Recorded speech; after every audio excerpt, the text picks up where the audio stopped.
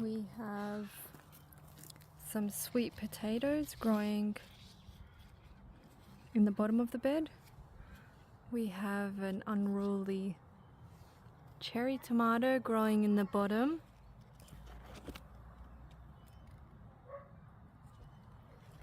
We have some marigolds, some lettuce hiding underneath.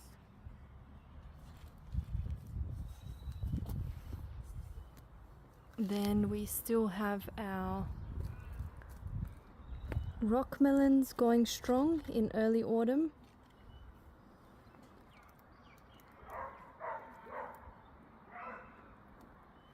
Still growing strong. Then we have more lettuce. We have some brassicas planted around. So these are cauliflowers, broccoli,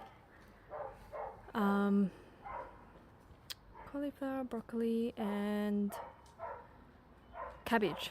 There you go. Then we still have our yellow sweet peppers growing from the summer, still going strong. We've got more lettuce planted around, more marigolds.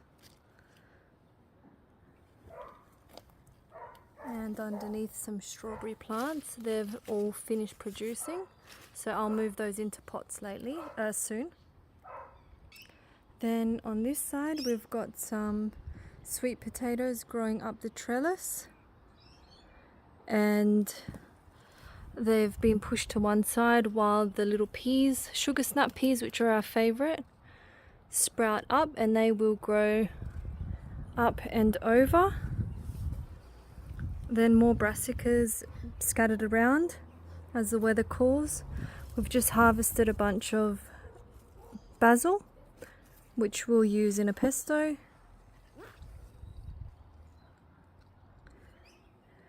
A sad looking tomato. There's our basil harvest. Then in the next bed we have some tomatoes growing still, some marigolds, some beetroot growing. We harvest the beetroot to eat, and the roots we'll harvest towards the end of the season, and some chives in the corner. Then we still have a watermelon that's ready to harvest, and our cucumbers, which just won't seem to die. They just keep on producing.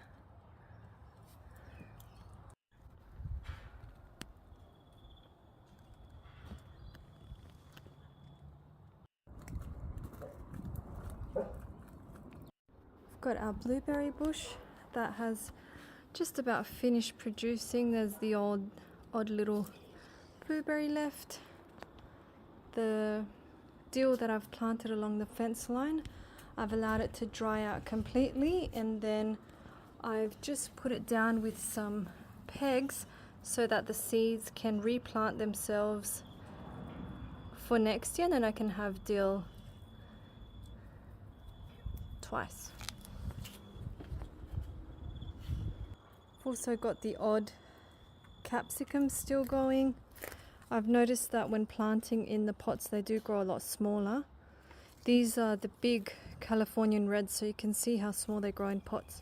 So next year I'll plant them in the ground rather than the pots. And then along the bottom here we've got the rest of the honey nut squash. These two plants produced close to 30 this year. So what I've done is now pulled off all the leaves, and I'm allowing the stalk to completely dry out, because if it's completely dry it stores in the pantry a lot longer. So once those are completely dried out, I'll harvest those, and then I will get rid of the rest. But I didn't want any more energy going into the leaves, I just wanted them going into the fruit. So these ones are a honey nut variety, which are slightly sweeter than a butternut. So if you like butternut pumpkin, butternut squash, these will be a good variety to try. They are much smaller, so you can see they kind of fit in my hand. I've made pumpkin strudels with a lot less sugar because these are sweeter. So that's another good benefit about it. And I've just hung them up over a wire mesh so that the bugs don't get to them. They can just be nice and perfect. We've also got the pineapple guava growing nicely. So they look like that. And we've had a lot of rain recently, so they've grown quite large. I don't think they're ready yet. They're not soft or anything like that. So I need to research when they're ready. If you know, please leave a comment. Let me know when these are ready. We do have a few this year, so that's great. We've also got the rosellas coming in. So these are little fruits that you can make teas out of, jams out of, and the leaves can be used to make soap actually. So I'm curious to give that a try as well. Shampoo, so hair soap shampoo. When you squeeze and massage the leaves, they create a foam that you can use to clean your hair. So I'll be curious to just give it a try and see how we go. Then underneath we have the sweet potatoes growing, and they just vine out. And I do also wonder when they'll be ready. Then we've got a couple more rosellas coming in. So I'd like to make some jam, try the shampoo and see how we go. We've got our parsley still going strong, and I've planted them alongside some flowers which are soon to bud. Then we've got our little coriander, our sweet orange capsicums are still going strong. Every couple of days we get a new handful of these.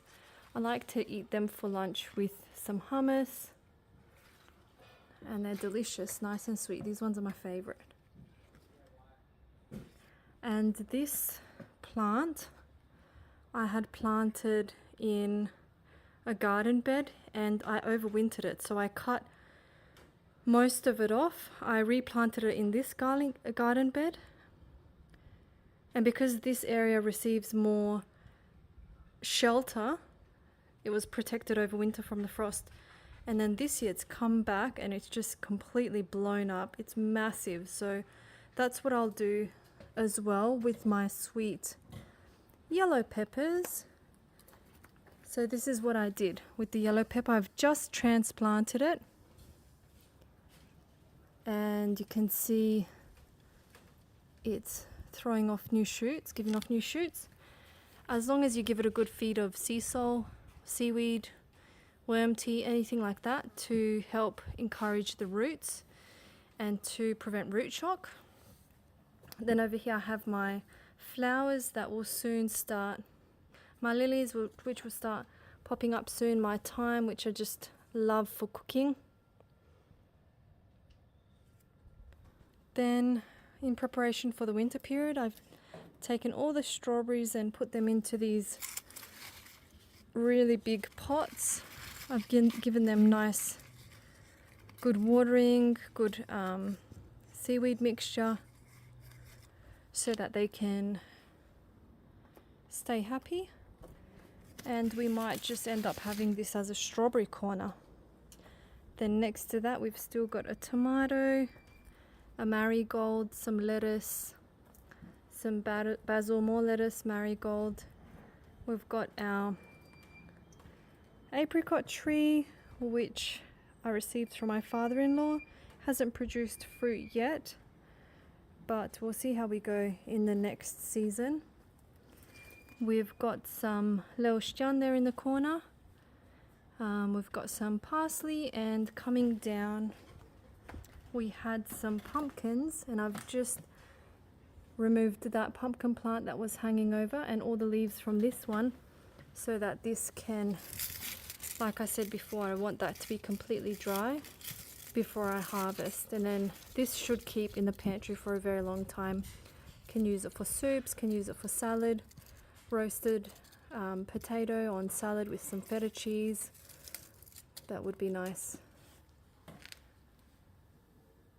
Then in the hanging garden, I've just harvested a bunch of basil from the top, and we've got sage growing happily in that basket. We've got our 3-year-old cherry tree, which produced a little this year that's just passed. We've got our apricot tree. We got about 1.5 kilos of apricots this year. Then alongside that we have our plum tree. Now this plum produced close to 8 kilos. This year we made jam, we made cakes, we made heaps of things. So that was really nice. So soon I'll come in and I'll give this a good trim and the apricot a good trim. And underneath that we've got our bee and bug mix